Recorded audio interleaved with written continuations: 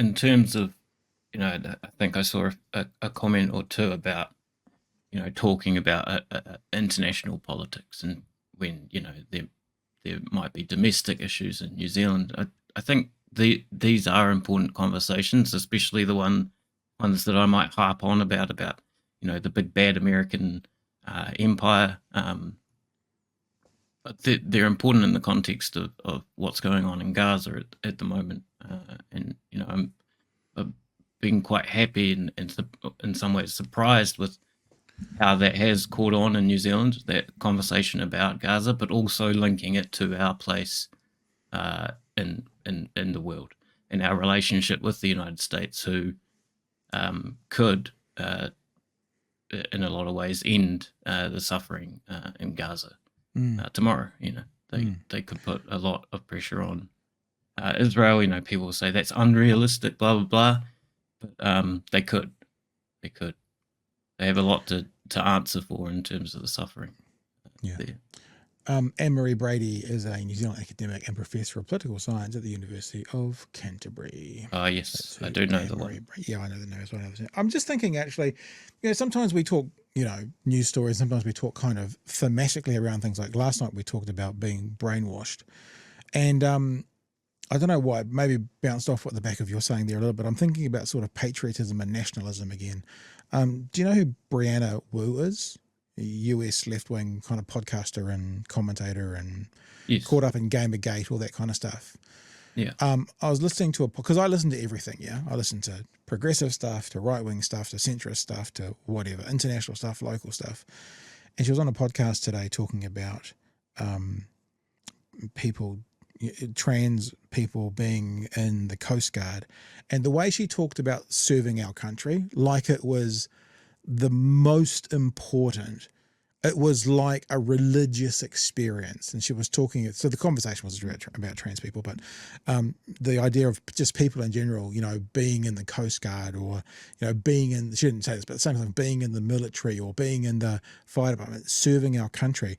The idea of how some people around the world, Brianna's just fallen out of the boat because of her views on Israel recently. I can see people in the chat saying Brianna is cringe. Oh, right. But there's been a big hubbub about that. So we'll get into that conversation another day.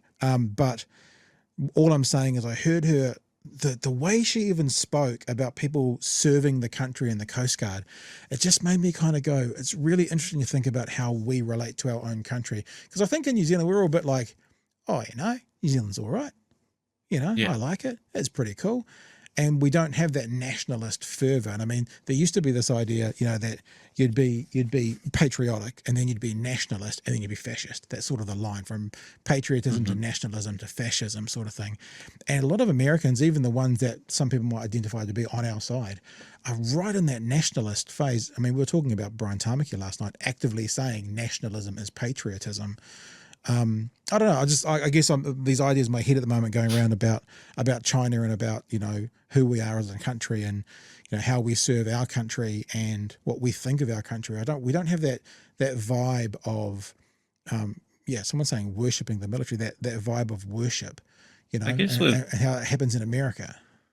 We've sort of displaced that worship to World War One and the Anzacs and the whole legend around that. And Anzac Day does sort of get on my nerves sometimes. Like, obviously, respect the fallen, lest we forget, all that sort of thing.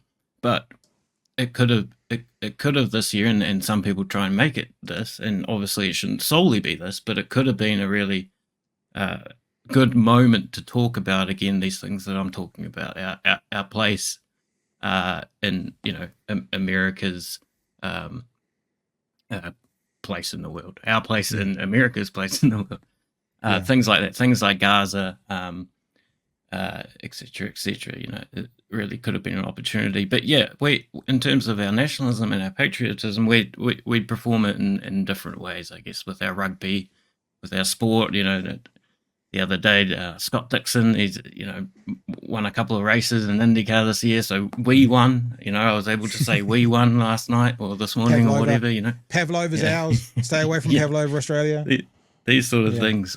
Whereas I guess that the United States is, instead of displacing it in that far off time of World War One and stuff, they've well and truly continued it forward to today. And again, it's similar to, like I was saying with common sense before. It's it's unquestioned the role of the military, the Americans' role in the military, and what you were just discussing then with Brianna Wood. It's unquestioned, like common sense is Yeah. unquestioned. Yeah, it's probably part of the culture, but I think it was Michael Hurst. I heard Michael Hurst talking in an interview about the character he played he was in Hercules and Xena and those series. And he was like explaining in America how they went to Comic Con and that kind of stuff, and he had to have security, and the vibe. I mean, this is, a little actor from New Zealand, had to have security around him, and people were trying to get at him. He was that sort of, because there's this fervor for, for celebrity, and there's this fervor for, this enthusiasm. America's the only place that use thank you as a curse word. No, thank you very much. They throw it at you, sort of thing.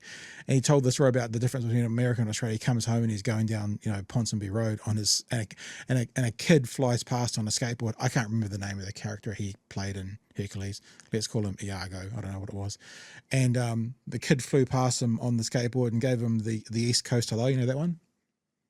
Yeah. He just goes, "Hey, Iago," and just kept going. And he goes, that was the difference for him between, America, you need security if you've got any profile. New Zealand, the kid knows who you are. They just fly past you on the skateboard and keep on going. And I think you can then see that in American culture as well. And that then works its way out when people start talking about, people have used the word worshipping the military, or, the highest thing you can do is serve the country and that kind of stuff. So, yeah.